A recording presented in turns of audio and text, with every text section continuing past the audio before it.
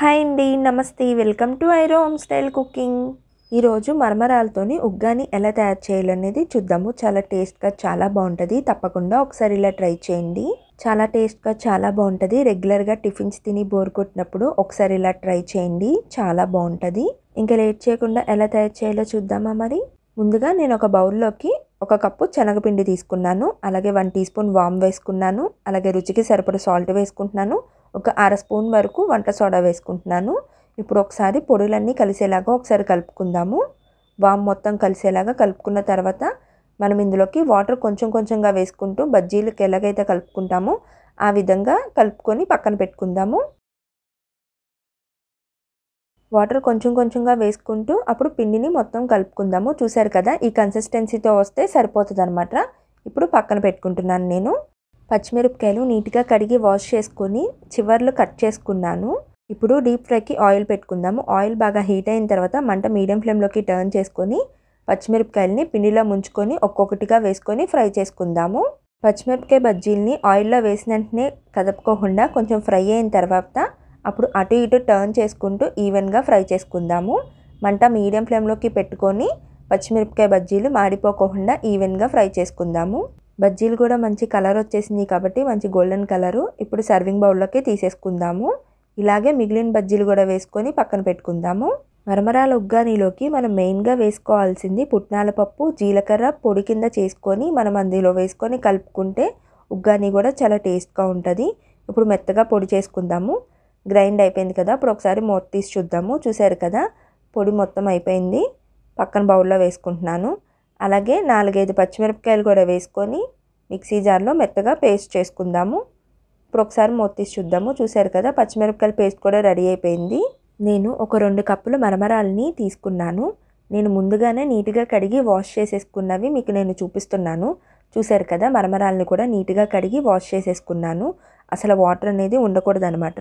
Water లేకోకుండా చూసుకోవాలి, లేదంటే బజ్జి బజ్జి అయిపోతుంది. ఇందాక మనం పుట్నాల పప్పుని కూడా పొడి చేసుకున్నాం కదా, ఆ పొడి కూడా మొత్తం అంతా కూడా వేసేసుకుంటున్నాను. అలాగే కొంచెం రుచికి సరిపడా సాల్ట్ కూడా వేసేసుకొని ఒకసారి మొత్తం అంతా కూడా బాగా కలుపుకుందాము. చూపిస్తున్నాను కదా, ఈ విధంగా కలిపేసుకొని పక్కన పెట్టుకుందాము. స్టవ్ ఆన్ చేసుకొని కడాయి పెట్టుకొని ఒక 4 స్పూన్లు ఆయిల్ వేసుకుంటున్నాను. ఆయిల్ బాగా హీట్ అయిన తర్వాత 1 టీ స్పూన్ ఆవాలు, జీలకర్ర అలాగే కరివేపాకు కూడా వేసుకొని తాలింపుని ఫ్రై చేసుకుందాము. తాలింపు ఫ్రై అయింది కదా, నేను ఇప్పుడు ఇందులోకి 1 కప్పు ఉల్లిపాయలు వేసుకుంటున్నాను. పెద్ద సైజు ఉల్లిపాయ 1 వేసుకున్నాను. ఒకసారి మొత్తం అంతా కూడా బాగా కలుపుకుందాము. ఉల్లిపాయల్ని మగ్గించుకుందాము. ఉల్లిపాయలు ఫ్రై అయిపోయినాయి కదా, 1 కప్పు టమాటాలు వేసుకుంటున్నాను. పెద్ద సైజు టమాటాలు నేను 2 తీసుకొని కట్ చేసుకొని వేసుకున్నాను. చిన్నదైతే 3 టమాటాలు వేసుకుంటే సరిపోతుంది. అవి కూడా పండిన టమాటాలు తీసుకుంటే మనకి టేస్ట్గా చాలా బాగుంటుంది. మనం ఇందులోకి చింతపండు వెయ్యం కాబట్టి మనకి టమాటాల్లో ఉన్న పులిపే సరిపోతుంది. అందుకే పండిన టమాటాలు తీసుకుంటే మనకి సరిపోతుంది అనమాట. చూసారు కదా, టమాటాలు కూడా బాగా మగ్గిపోయినాయి కాబట్టి మనం గ్రైండ్ చేసుకున్న పచ్చిమిరపకాయ పేస్ట్ కూడా వేసుకొని మొత్తం అంతా కూడా బాగా కలుపుకుందాము. ఇప్పుడు ఇందులోకి అర స్పూన్ పసుపు వేసుకుంటున్నాను. పసుపు కూడా వేసుకొని ఒకసారి మొత్తం అంతా బాగా కలుపుకొని ఒక 2 నిమిషాలు ఫ్రై చేసుకుందాము.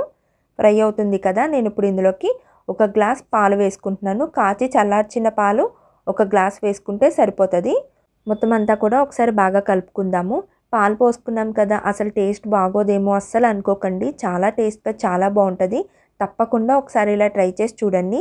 చూసారు కదా, పాలు కూడా బాగా మరుగుతున్నాయి కాబట్టి నేను ఇప్పుడు ఇందులోకి ఇందాక మనం ప్రిపేర్ చేసుకున్న మరమరాలని కూడా వేసేసుకొని ఒకసారి మొత్తం అంతా కూడా బాగా కలుపుకుందాము.